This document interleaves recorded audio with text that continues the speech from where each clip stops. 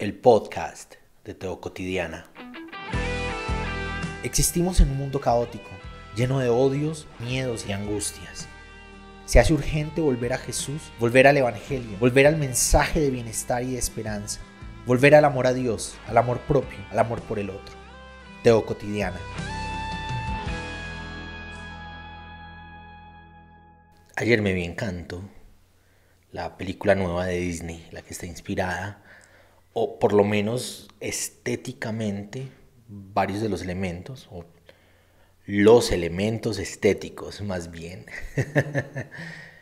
que contienen la película, que enmarcan la película, están inspirados en Colombia, en la literatura colombiana, en el folclore colombiano, en la música, en la ropa, en la tradición y en muchos de los elementos simbólicos en la historia colombiana.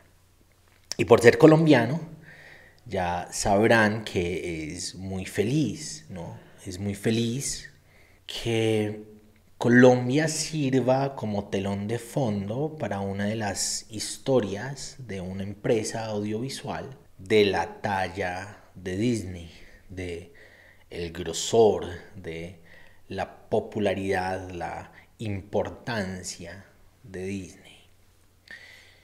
Y se me arrugó mucho el alma por la forma en que comienza, porque de una forma simbólica lo logra proyectar a uno a la realidad de desplazamiento forzado que ha vivido Colombia durante muchos años y que sigue viviendo. Ya no es tan mediático, ya no es tan masivo como lo fue en otros años, en otros momentos de la historia colombiana, pero sigue siendo. Y significa que vidas, personas, familias tienen que dejar todo lo que tienen, dejar todo por lo que han trabajado para irse a un lugar diferente. Sé lo que eso significa. Yo viví en el exilio, o mi familia estuvo exiliada en Europa, en Londres. Todavía se me arruga un poquito la voz cuando escucho a Mercedes Sosa cantar Desahuciado está el que tiene que marcharse a vivir una cultura diferente. Y entonces, como colombiano, se me movió bastante el alma. Más cuando hoy mi hijo de 5 años estaba preguntando al respecto de por qué hacían eso, por qué estaba pasando eso, y se le encharcaron los ojos diciendo: yo no quiero que eso me pase, no quiero que eso le pase a mi patineta, a mi monopatín. Ese fue el regalo de Navidad que recibió. Él sabe que lo compramos los papás y yo no quiero que eso me pase, no quiero tener que dejar mi monopatín. Eso como algo muy materializado, ¿no? De lo que está en el corazón de un niño de 5 años que ama su juguete. En la realidad colombiana, personas de diferentes edades tuvieron que dejar sus sueños, sus ilusiones, sus construcciones, su realidad atrás para irse a las malas, a buscar otro lugar donde vivir, otras realidades, otros sueños y otra construcción. Entonces la película me pareció preciosa, me pareció muy bonita y creo que hay un sentido de orgullo, de alguna manera orgullo nacionalista, ¿no? Orgullo de, ahí está Colombia pintada, qué rico. Pero también me ocurrió algo que me conectó con la iglesia, con el cristianismo, con los cristianismos, o por lo menos algunas facciones del cristianismo que conozco, que he frecuentado, ¿no? Y entonces, spoiler alert, de aquí en adelante, quien no se haya visto la película, mejor paren, vayan, se la ven y luego vienen. Porque uno, les voy a dar spoilers y dos, no van a entender mucho de lo que estoy diciendo al respecto, a menos de que se hayan visto la película. La configuración de los personajes, la forma en que se presentan los conflictos que están teniendo los personajes en la película Encanto, me memora la forma en que está organizada, la forma en que están organizadas en plural las comunidades, o por lo menos varias de las comunidades cristianas que yo conozco, varias de las denominaciones cristianas que yo conozco. Y quisiera que hiciéramos como un repaso de esos personajes al respecto de la iglesia y al respecto de ese tipo de personajes en las iglesias. El personaje así preponderante es la matrona. Aquí en Colombia, en varias partes, es muy usual, por lo menos en Antioquia, que es donde yo vivo, y en las costas, es muy usual que las jefes de la casa sean mamás, sean mujeres, las matronas. Ellas son la imagen visible de la organización familiar. La casa gira en torno a ellas. Ellas son las que mandan.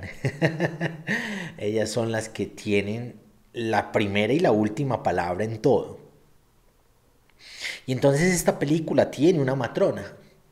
La mujer que fue desplazada con su esposo de su tierra, de su pueblo. En torno a ella gira toda la familia que está representada en la película Encanto de Disney. Ella me memora el pastorado, las cabezas de la iglesia. Esta mujer sufrió una persecución y huyendo de la persecución hubo magia, se encendió una vela que no se apaga, una vela que genera magia, genera que ciertas personas de la familia tengan habilidades especiales. En la película, yo me la vi en español, pues imposible ver una película que memora a Colombia en un idioma que no sea el idioma colombiano, el español. En español, en la película se habla de dones. La vela, la llama de la vela, la magia de la vela otorga dones, ¿no? Y me memora mucho esta idea, me conecta una especie de simbolización del Espíritu Santo, de la vida de Dios ocurriendo en medio de la iglesia, una llama que no se apaga, una llama que regala dones, regala capacidades que son, de acuerdo a las Escrituras, para la construcción, para la edificación de la iglesia. Y estos dones en esta familia, porque es una casa familiar que tiene muchos hijos, ¿no? Eso pasa mucho aquí en Colombia. Yo crecí en un hogar así, estaba los abuelos, y en un cuarto donde los abuelos vivíamos mi mamá, mi hermana, mis hermanas y yo. En otro cuarto vivía un tío con su familia, en otro cuarto vivía otro tío con su familia, y así cada cuarto estaba dividido como por las secciones familiares. Eso es muy usual aquí, o por lo menos en familias de estratos bajos. No conozco muy bien cómo es el rollo en las familias de estrato alto, pero en las familias del barrio es muy usual que hayan casas con muchas familias, muchas subfamilias adentro. Así es la película, así es la familia de Encanto. Hay una casa que tiene muchas divisiones adentro. Cada puerta le pertenece a uno de los miembros de la familia, pero esa familia es la que hace que haya una vida comunitaria en el pueblo. No son la única familia que vive ahí, hay otras familias ahí. Esta es la única que tiene la vela que no se apaga, la llama que no se apaga, que tiene la llama que otorga dones y los va otorgando en una cierta edad a los miembros de esa misma genealogía. Y esos dones son explícitamente, de acuerdo al discurso de la película, para el servicio de la comunidad, para servirle a la comunidad, para que quienes tienen los dones de alguna manera estén para servir a las personas. Y quien está puesto para guardar el bienestar de la vela con la llama que no se apaga, la vela y la llama que otorgan habilidades especiales, dones a las personas de la familia para que sirvan a las personas, es la matrona. La matrona está encargada de cuidarla, de que nada malo le pase, de estar en un lugar seguro, de proteger la llama. Hay varios personajes, ¿no? Está el personaje que tiene el don de hacer florecer, y es una muñeca bella, es una caricatura bonita, en el diálogo es la más bonita, en ese lugar es la más admirable en el lugar. Está esta otra persona que tiene la habilidad, otra mujer, tiene mucha fuerza, tiene la habilidad de cargar cosas que son muy pesadas. Está esta otra persona que tiene la capacidad de verse como cualquiera otro del pueblo, cualquiera otra del pueblo, se puede transformar en alguien. Está esta otra persona que logra escuchar lo que los demás no pueden escuchar. La capacidad de escucha es mucho más fuerte que la de los demás. Y cada una de quienes están representados en estos personajes tienen la función de servir. Y hay entusiasmo para servir. Y está la intención constante de que esos dones de alguna manera puedan ayudar a las personas. Pero hay una expectativa que es así gigante por parte de la matrona, que en mi mente simboliza el pastorado, simboliza las estructuras de la iglesia que están buscando cuidar esta llama, una llama que se me conecta muy fácil con la idea de la vida de Dios, que constantemente en la escritura se proyecta como una llama de fuego, como luz, como calor. Y en el ejercicio de cuidar la llama, la matrona no se ha dado cuenta que el énfasis que ella está poniendo, la expectativa que ella está teniendo de sus hijos y de sus nietos, está desgastando está desgastando su capacidad, está desgastando. Estas personas, estos personajes dan y dan y dan y necesitan dar más porque sienten que no están cumpliendo una expectativa que tiene la gran mamá, la matrona, la abuela o la mamá de la casa. He visto mucho de eso pasando en medio de la iglesia cristiana.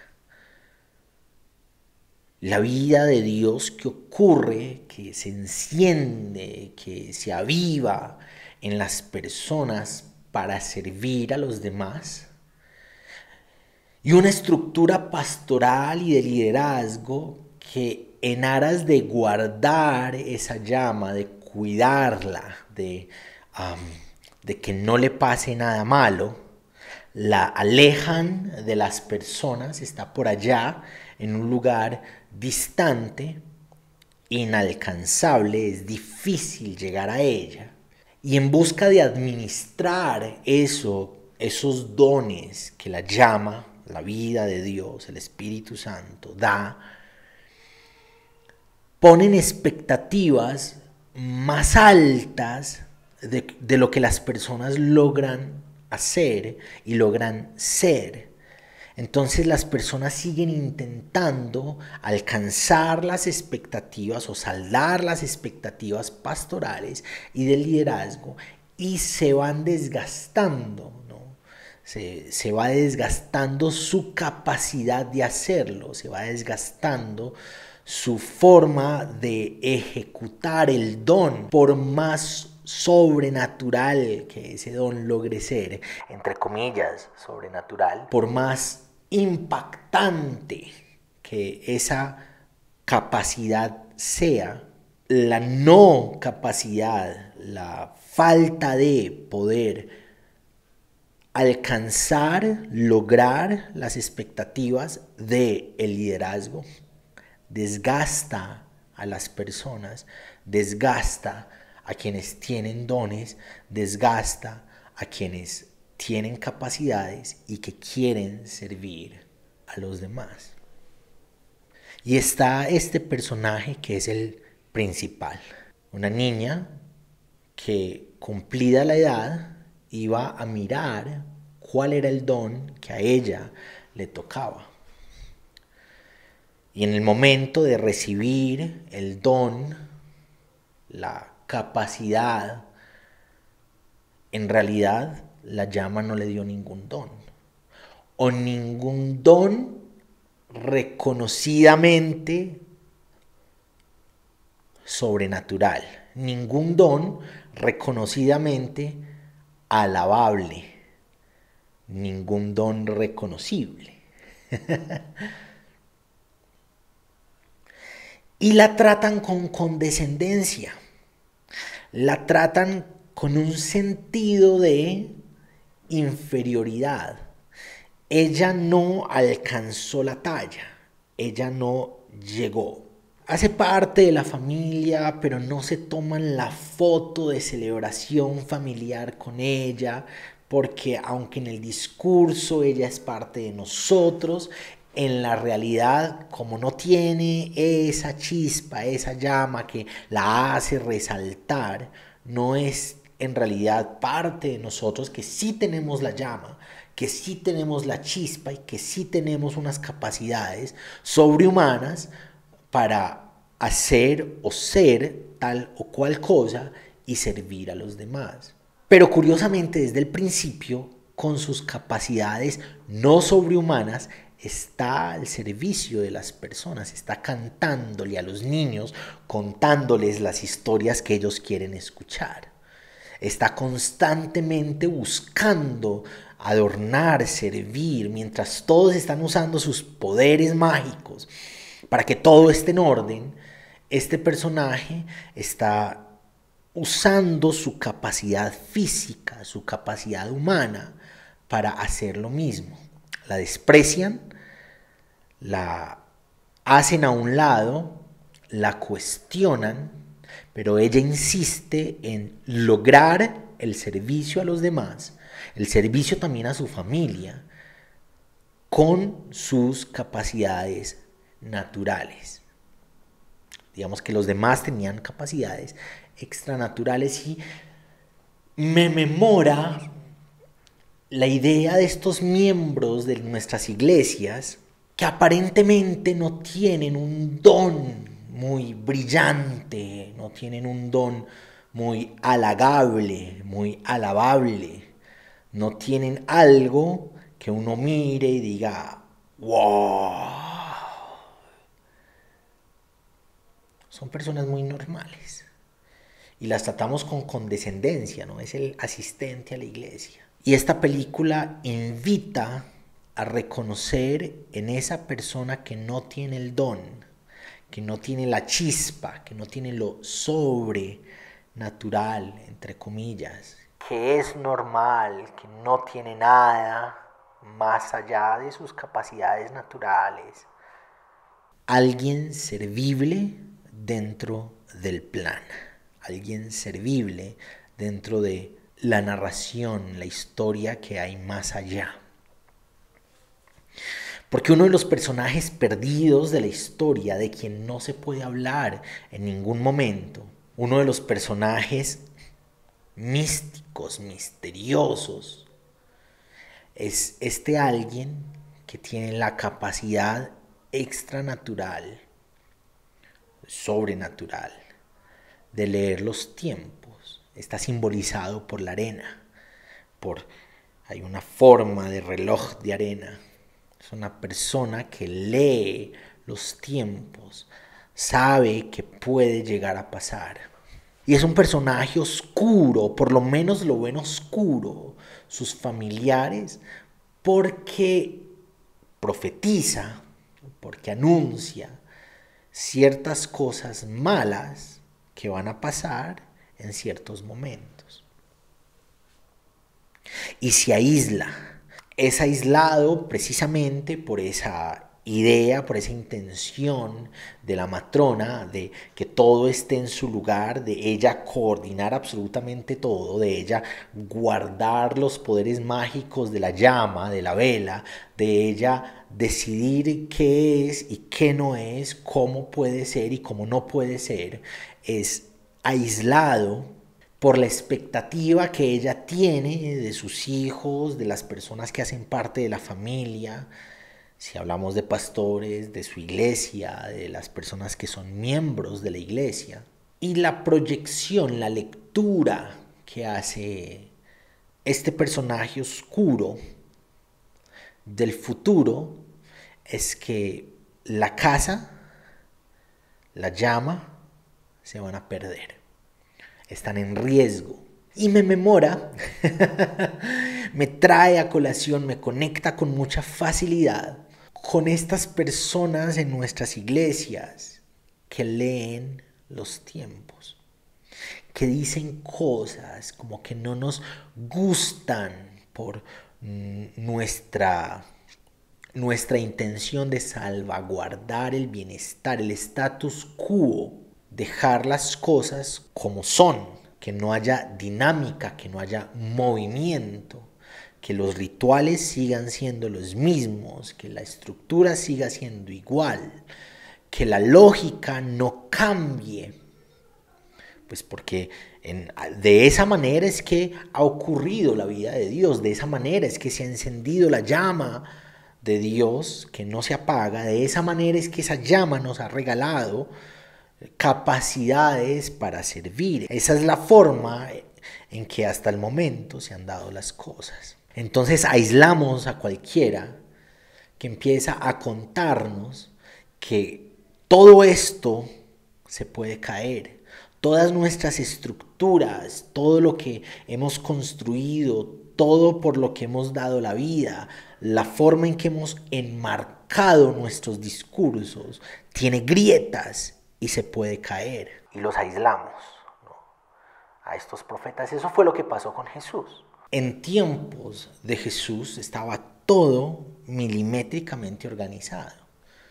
Los rituales, la organización religiosa, el deber ser, las leyes, el cumplimiento de las leyes.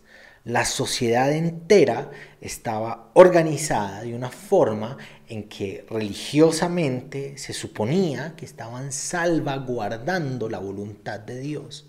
Estaban salvaguardando el deseo de Dios.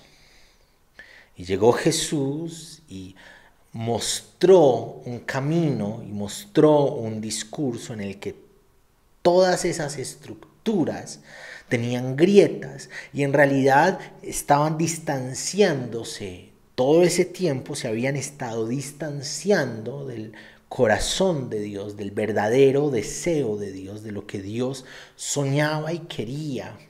Y entonces Jesús, por los administradores de la fe nominal de su época, fue separado, ¿no? Fue aislado, fue tratado como este personaje oscuro, agente de Beelzebú, dijeron algunos fariseos al respecto de él. Y en la trama de Encanto, el personaje principal, el que no tiene dones reconocibles, el que no tiene fuerza para cargar con cosas que pesan mucho, quien no tiene la capacidad de hacer florecer en cualquier lugar, quien no tiene la capacidad de escuchar cosas que otros no escuchan, quien no tiene la capacidad de convertirse en otra persona, transformarse en otra persona, o de hablar con los animales, que fue uno de los últimos personajes que recibió el don. Este personaje que entrega su capacidad humana, que no es sobrenatural, que no es mágica, que no va de acuerdo a cómo es normal en la familia, cumple un papel importante. Y es el papel de decirle a la matrona, a la que organiza todo, a la que está pendiente de todo, quien administra la magia, quien determina cuáles son las reglas de juego en la casa y en la familia, que las grietas estaban ocurriendo, que la magia estaba en peligro, que todo se podría venir al piso precisamente por ella, por la forma en que ella administraba, por la manera en que ella determinaba todo, por los marcos en los que ella había metido la magia y la llama y los dones y todo lo que giraba en torno a la familia. De nuevo, los pastores, como ellos han administrado la fe, como ellos han decidido y determinado las estructuras de la fe, de cómo se cree, de cómo se vive en familia, de cómo se es o no se es. Y esta nadie está sin dones, está sin autoridad alguna, confronta a la matrona, le dice que es su culpa lo que puede llegar a pasar con la magia, con que la magia se apague. Y la magia se apaga, se desmorona la casa. Y hay un elemento bien interesante, bien importante que quiero resaltar y que me interpela, que yo no quiero que me interpele, pero me interpela. Y es que esta niña reconoce la historia de la matrona, reconoce los por qué ella ha definido lo que ha definido en la familia, reconoce cómo ella ha guardado la magia hasta ese momento. No la aísla, la abraza como un reconocimiento de todo el precedente que ella ha marcado al respecto de guardar la magia. Pero introduce una nueva lógica, una lógica en la que no hay una carga pesada para quienes hacen parte de la familia, donde esos que hacen parte de la familia puedan disfrutar, ser con esos dones y esas capacidades. Introduce la posibilidad de que la magia no es, o el don, no es individual y hermético, sino que es colectivo, familiar, comunitario y dinámico. Esa nadie, al juntar esos dones en favor los unos por los otros, al juntar esas historias, el precedente de la matrona y la nueva manera de poder ver las cosas, genera una acción colectiva de reconstrucción. Y en esa reconstrucción, porque cuando se cae la casa, todos se quedan sin los dones, todos se quedan sin los poderes, la magia se apaga, la llama se apaga. Todos juntos empiezan a buscar reconstruir la casa, y en la reconstrucción de la casa, al abrir la puerta, en esa acción colectiva, en esa acción comunitaria, la magia toma nueva fuerza y se vuelve a encender la llama, se vuelve a encender la vida que había en la casa.